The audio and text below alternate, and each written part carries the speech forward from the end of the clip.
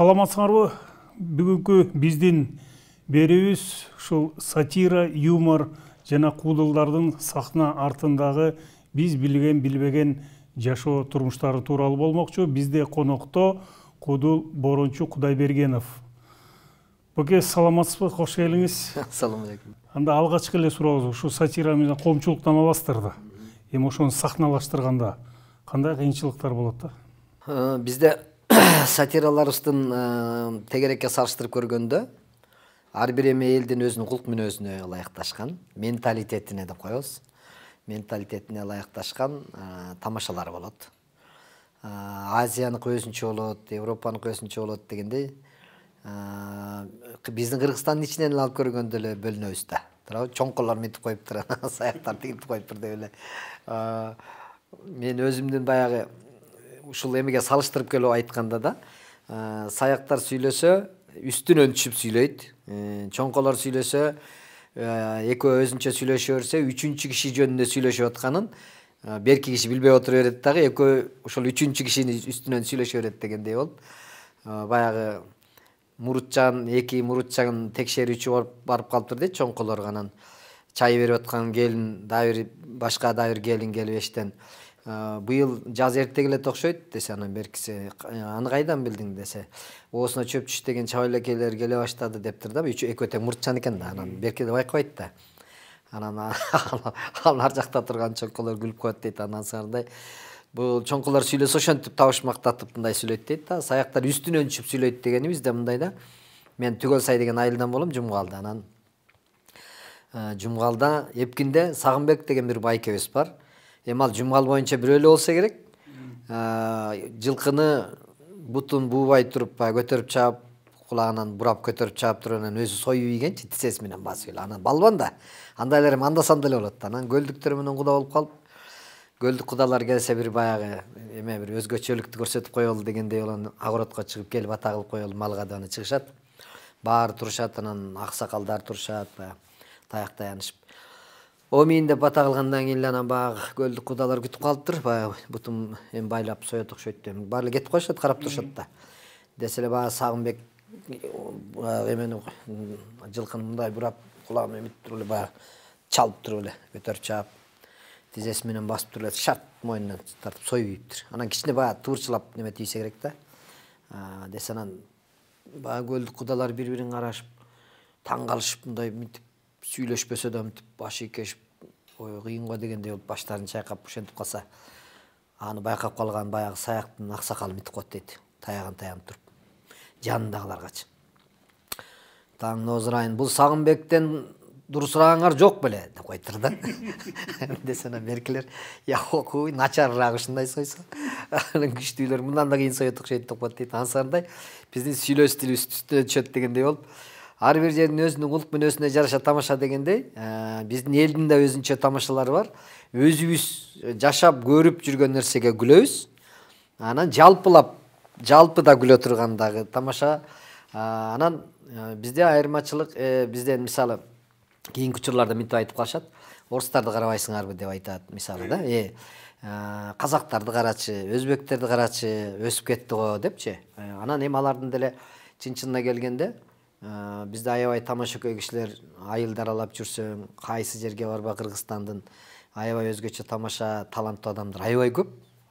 Бирок азыркы замандын жолун алып көргөндө, ал адамдарга сөзсүз колдоо керек. Анан кийин аларды экранга алып чыгыш керек, сахнага алып чыгыш керек. Мисалы Асанкул Шаршенов, аксакал, ал жөн эле сахнага чыкканда эл каткырчы да. Өзү бирок ал деле ошо элдин арасынан. Бирок ал учурдун талабы, ал кезде учурдун талабы мисалы ал кезде элдердин күлкүгө болгон талабы анан табити башка болгон.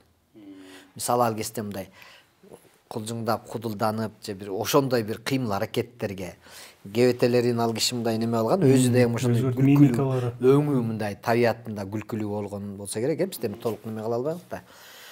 Анан ошол айтат го мындай, жанагыраки кишилер болот го, жана Күнболот Досунбаевге окшогон сыяктуу киши болсо керек го, мындай постоянно жылмайып турат го ал киши. Анан ал киши Күнболот Досунбаев Манастын ролун ойноп калган экен да. Анан ал өзүнүн өңүндө дайыма жылмайып турат эле ал киши. Анан орустарга баргандан кийин Манастын ролун ойноп атса, анан бирөө мынтип коет дейт.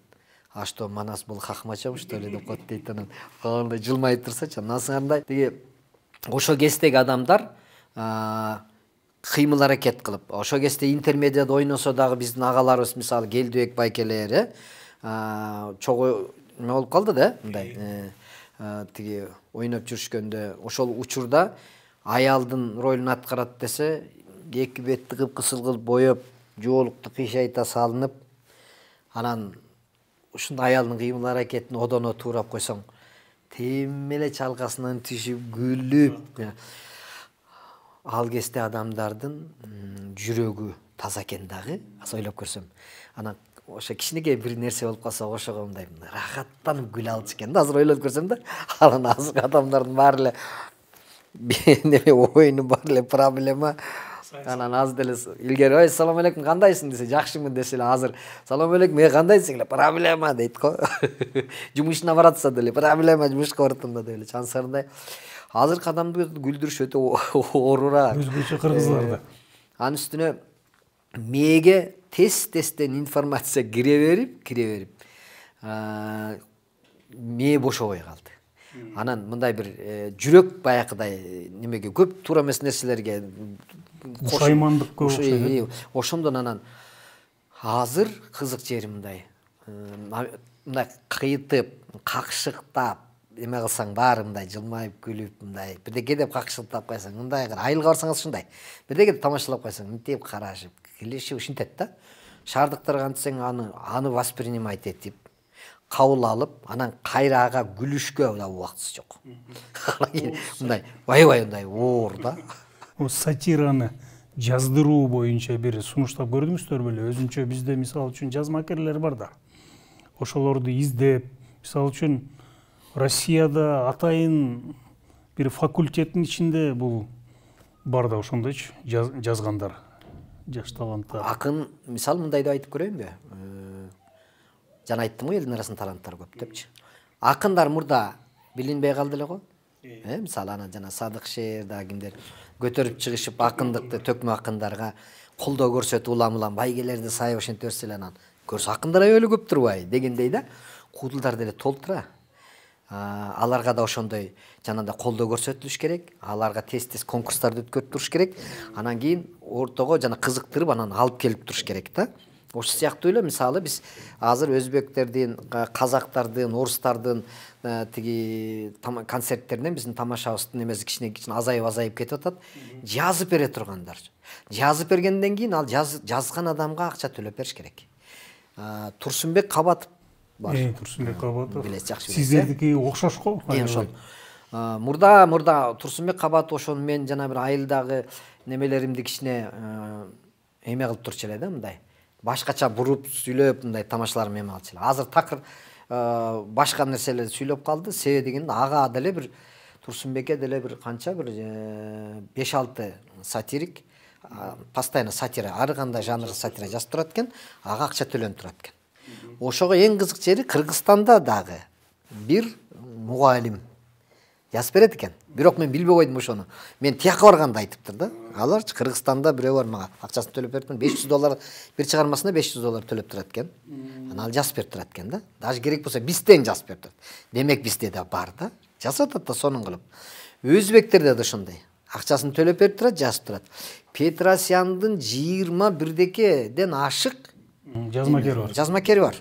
Мына мен ушу Петросянга кошулам деп аракет кылып Казакстанда международный фестиваль юмора барып катыштым. Ал жерге барганда ошол тиги жана дос өлүп калбады, өзбек Абид, Карен, алар менен ошо мен тиги Карендер менен эмелер менен жакшымын. Жанагы Моисей тиги эки кудул бар го, Россиянын дагы бир Елена Воробей, кыскасы ушулар менен чогуу выступать этип, ушулар менен чогуу жүрдүм. Алардын ар бири менен сүйлөшүп, алардын телефондорун алып, бияка келип, мен вечер ушунда күлкү кечесин өткөрөм деп жайында Борончу фест деп фестиваль өткөрөм деп чакырдым.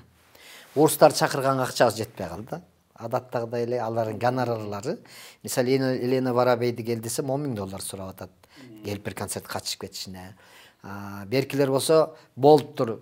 сага уступка болсун дегенде Карен берки эмелер украинецтер алар $5000 сурашты мисалы да. Ал сураганы. А келип кеткен приес, атес, жаткандары, аркы беркилер менен кошкондо ал дагы $7-8 чыгат, беркиники $15,000 чыгып кетип калат. Ошону 4 эле артистти чакырсам эле $30-40 болуп атпайбы? Анан алар чакыра албай, ошон үчүн эмне кылдым? Мен өзбектерди чакырдым. Өзбектин деле куудулу $3,000 келди. Келип кетиши менен $4,500 болду. Казактын куудулдары, анан өзүбүздүн куудулдары кылып фестиваль өткөрдүм. Ошол эмеде былтыр көлдөчү. Как раз мен фестивалды бүгүн болот деген күнү биздин саясатында погодада эмеспи. Тиги Бишкекте захват Атамбаева болду да. Элдин баары неда концерт болуп, биякта Марадёрсто болот деп, биякта концерт болуп, көлдөгү казак туугандар чегара жабылат деп көлдөн качышып, бир заметте бороон чапкын болуп кетти. Ошону менен концертимде эл ошол эле тиги Чолпонтанын өзүндөгү эле чала эл келип, концерт аз болуп, бирок өткөрдүм. Ушундай болуп калды. Саясаттан аласыз да көбүнчө, биздики. Ошол өзүңүздүн наамдарыңыз барбы, же дагы деле ошо саясатчыларга жакпай келесизби? Жакпай эле келатабыз. Наамдарды берсе, ошол анда бирөөлөрдү колдошубуз керек, алардын айткан сөзүн туура деп турушубуз керек, анан кийин берилиши мүмкүн. Саясат десең, саясат жөнүндө бир анекдот да. Кече биякта революция болуп атканда баягы илгерки менден бирөө сурады эле, азыраак жагдай жөнүндө кандай дейсиз деп. Анан акыбал эмне болуп атат? Акыбал эмне болуп, баягы Чапаевдин анекдотундагыдай болуп атат. Биринчи күнү биз тиги Токойго кирип актарды колап чыгып, Токойду биз ээлеп алдык эле. Экинчи күнү актар келип, бизди колап чыгып, кайра Токойду алар ээлеп алды эле. Үчүнчү күнү Токойдун кароолчусу келип, баарыбызды колоп өзү ээлеп алды дегендей. Кийин келет дагы, Сооронбай Шарипович келип өзү ээлеп алат десем, айткандай эле ошондой болду да 2-3 күндөн кийинчи. Андан кийин кайра тамашалап атам. Саясат талашып атпайбызбы? Ким башчы болот, ким башчы болот деп элечи. Анан Токойдо 1 айга чейин талашыптыр да. Ким башчы болот дептир. Анан айласы кетиптир. Арстан мен болом дейт, Жолборс мен болом, Аюусу мен болом дейт. Анан айласы кеткенден бирөөсү айтыптыр. Бирөөнүн сөзүн угалы бир аксакалдар. Анан кийин ошол кимди айтса ошол макул болот. Кимден сурайбыз? Каргадан сурайлы. Карга 300 жыл жашайт. Эң аксакал ошо экен да. Десенен карга айтыптыр. Сиз айткан киши болот болду, закон дептир. Уже талашып 1 ай болду. Эч ким макул болбой атат экен. Десенен макул деп баарын тизип коюп, үйдүн ичине кирип тизип коюп турат экен. Карга айтат дейт. Башчы болгонго бир жараса десе Арстан турат. Бир жараса десе Жолборс, Аю, Карышкыр баарын үстүкөл ушу бир жараса деп келатса эле, кире беришти өзүнүн баласы отуруптур да карганычы. Алан көрүп калып мынтип коет дейт. Бир жараса кире бериште отурган кырдач мурун кара тору жигит жарайт деп коет дейт. Ансырдай саясатка ким келсе, ал ошол эле өзүнүн жакындарын, өзүнүн туугандарын, алан тааныштарына берет немени, заслуга жөнүндө айтып атпайсыңбы? Демек, наамдар жок. Же тууган болуш керек, же жакын болуш керек. Наамдар жок экен да. 120 кой, теке дегендерди чалдырбадыңыздарбы? Бул тамсилден алынып келген нерсе да. Кыргыз илгери ушинтип каймана кылып, анан ар ким өзү түшүнүп алат деген сыяктуу. Тамада болуп иштеп жүрөсүз, ошол эле чиновниктерге тойлордо жолугуп калган алар сизге нааразы болбойбу? Боке, ошону тим эле койбойсуңбу деп. Жок, болот эми. Адам человеческий фактор дегендей кээ бирөө ичип алгандан кийин тойдун ортосунда келип урушуп кеткени болду. Мисалычы, жаман сөз айткандары болду. Кээ бирөө тойго чакыргандан чочушат бизди. Эми биз деле мындай айырмасын билсек керек. Жаман менен жакшынын бирөөнүн тоюна барып эле анан анын коногуна эле шылдыңдап эле ошол жерде сен саясатчы ушинттиң эле деп айтпайбыз да, туурабы? Ал тойдун жолу башка да. Жок, ал тойдо айтылбайбы. Сиздер сахнада саясат жөнүндө айтып атасыздар да, анан алар өздөрүн кабыл алып атат да. Ошо айтам. Анан ошону жок, кээ бирөө жана тойго чакырбай чочуганын айтып атам да. А тойго барганда ошентип келишет, жолугат, айтат, мисалы да. Мен кече деле ошол мисалы жанагы Мөлбулактын тиги шеви жөнүндө кичине тамаша неме кылдым го. Жит приказы жит дегенгечи. Анан ал деле эртең жолукса айтат да, сен неме жылдын атасың деп. Анан айтпай коеюн десең дагы болбойт. Сөз ушундай да. Элдин немесин айтышыбыз керек. Буке мына ушул жана айтпадыңызбы, элдердин арасында жакшы сатираны, мындай элдик сатираны чагылдыргандар бар, бирок элдин арасында. Ошо шакирттерди тарбиялоо боюнча барбы сиздердин арасыңызда азыр? Мен муну менин шакиртим деп айта албайм. Бирок көп азыр сахнада чыгып жүргөн балдардын көп ырчыларына деле, кудулдарына деле көбүнө мен мындай акыл насаатымды айтып көп жыл концерттерде да ээрчитип жүрүп, мисалычы, ошентип эле жүргөн көп эле балдар бар. Азыр баары эле сахнада жүрүшөт. Эми аны өздөрү айтканы жакшыбы дейм да. Ушул агайым мага ушундай жардам берди эле, ушул менин агайым эле десечи, ошондо бир туурараак болобу дейм да. Анан балким азыр анан кийин менин шакиртим эле десең, анан бир күн нааразы болуп, анан мен мунун шакирт эмесмин деп турса анысы дагычы. Адам өзгөрөт да. Ошон үчүн көп эле балдарга аракет кылдык, жардам бердик, анан бар балдар. Буке мына азыр жаңы бийлик келген жатпайбы, мындайча айтканда так азыр келдик. Бирок ошолорго ушул сатира боюнча өзүнчө жанрды алып кете турган тармакты ачыш керек, каржылаш керек. Мына курултай талкуулап атышат. Ушул боюнча кайрылыңыздарбы? Жок, маданият тармагында адамдар да отурушат да, ал жердечи, маданиятка көңүл бургула, андай мындай депчи. Анан кийин биздин өзүбүздүн элибиздин маданияты негизи биринчи орунда болуш керек да. Эгер маданияттуу адам маданияттуу болот, маданияттуу адам уурдабайт, ыймандуу адам бирөөнө жамандык кылбайт дегендей эле да. Ал маданияттуу өзүн алып жүрөт дегендей болчу. Ошон үчүн биринчи ошол өзүбүздүн ички революциябызды, ички дүйнөбүздү бир өзгөртпөсөк, ал улам чурулдап барып бирөөнү алмаштырып койгон менен эчтеке өзгөрбөйт. Бизге ошол убакыт керек болуп атат да. Убакыт болгон сайын мынтип бар. Анан биз улам азыр ой деп сыймыктанып, мен 10 жыл мурда айткан тиги тамашам, ушу таш менен алмаштырдык деген тамашам 10 жыл мурда айтсам, азыркыга чейин эле ошол актуальнысын жогото эле экен. Демек, өкүнүчтүүсү биз азыркыга чейин саясатыбыз өзгөрбөптүр. Бир эле жакшы жагы бар экен, өзгөрүү. Мародерство болгон жок да. Демек, өсүү бар экен деп койсок болот да. Ошентип ички эмебизди, маданиятыбызды өстүрсөк, бизде жакшы болот. Бирок биз өзүбүзчө сыймыктанып, анан мынтип өзгөртүп койдук, таш менен алып койдук деп тамаша кылып айтканы менен, мен өзүм ошентип айтып атып деле ичимен ойлоном да. Биз кошуналарга, тегерекей, аз интернет бар да, дүйнө көрүп атпайбы алар. Аларга биз өзүбүздүн алсыз экендигибизди көрсөтүп аткан сыяктуубуз да. Анткени биздин бийлик бир күндүк дагы алы жок экен, таш менен алмаштырып койсо болот экен. Бул бийликтин алсыздыгы. Алсыздыгы да, бийликтин алсыздыгы, мамлекеттин алсыздыгы таш менен алмаштырып коюп аткандан кийин башка мамлекеттер бизди жөн эле басып алса болот экен да. Бирден ташкарма эле Кытай өтүп кетсе болот экен да, мындай парад менен элечи. Демек, биз ошончолук алсыз экендигибизди да сыртка көрсөтүп коюп атпайбызбы? Анан кийин биздин кандай гана байлыктарыбыз бар экенин дагы жашыруун болуш керек эле негизи да. Биз болсо, бизге мисалы шпион деген болчу эле илгери, шпионду издеп жүрүп кармайт эле го. Бизде шпион дегенди жөн эле могу жерге бир офис ачып алып туруп деле шпион деп офис ачып алып туруп, анан келген кишиге мен биздин Кыргызстандагы эмне керек болсо ошонун бүт маалыматын сага берип турам, сен акчаңды төлөп турсаң болот дегендей эле мамлекет болуп калдык да. Ачык айрым эле баардык нерсени. Ошон үчүн Кудайыма миң мертеге шүгүр, Кудайдын колдоосу менен келатабыз. Өзүбүз аз болсок да ушундай сонун жерибиз бар. Чет мамлекеттерге барып калсаң, кагыраган ташты эптеп сулуулап, ошол жерде эс ала турган кылып жасап алып, сүйүнүп бир бак тигип алып кубанып отурушат. Мен билбейм, биздики жөн эле жыргап жашай бер дегенден. Балким бизге баардык нерсе эле бар, ошо ички эмебиз революция болбой атат окшойт го. Ички маданият чөйрөсүнө революция. Сиздин канча балаңыз бар? Балдарыңыз ушул өнөргө ээрчигендер барбы? Жок, менин балдарым мындай чыгармачылыкка өздөрүнчө баягы эмеси бар.